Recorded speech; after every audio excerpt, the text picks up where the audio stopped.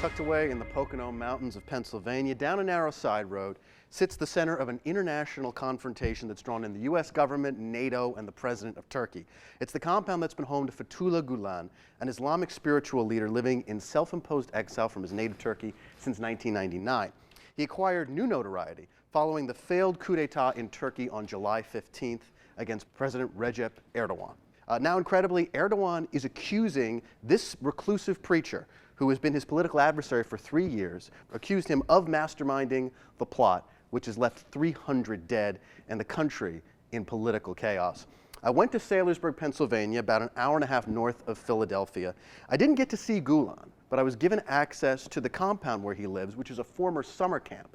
Now, I wanted to speak to someone about Gulen's movement, which is known as Hizmet, which is the Turkish word for service. I spoke via Skype with the executive director of the Alliance for Shared Values, a nonprofit that's allied itself with Hizmet. The executive director repeated Gulen's denials that they had anything to do with this coup attempt. We strongly condemn the coup. We have nothing to do with it. And Mr. Gulen said that if anybody who appears to be a sympathizer was found to be linked, that is a betrayal of his values. Now, Hizmet has been opposed to Erdogan since Erdogan has consolidated power over the last 3 years, forming what they say is an autocratic regime that's only gotten worse after that coup with a self-described purge that's led to 60,000 judges, journalists, and members of the military being imprisoned, including Gulen's nephew just this past weekend. Another point of contention, there have been allegations that Turkey is playing both sides in the war against ISIS. And Aslanduar said the movement and Gulen are not Islamist. He is the kind of figure that clearly, categorically condemns ISIS. He has condemned ISIS, Al-Qaeda, Boko Haram. His sympathizers opened schools in Afghanistan, in Nigeria to educate girls. So he is the antithesis of ISIS. So Alex, this is happening right in the Poconos. Who knew there was a compound there with a tie to a coup across the globe? What was it like when you went there?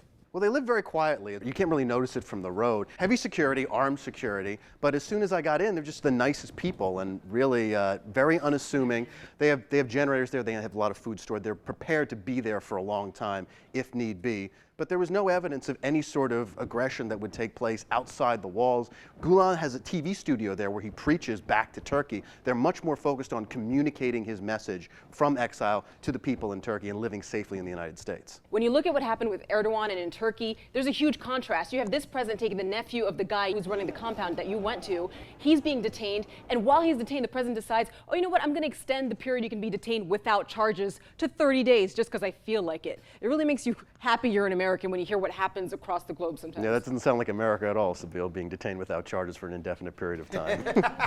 Only if you're a terrorist. Or accused of being a terrorist.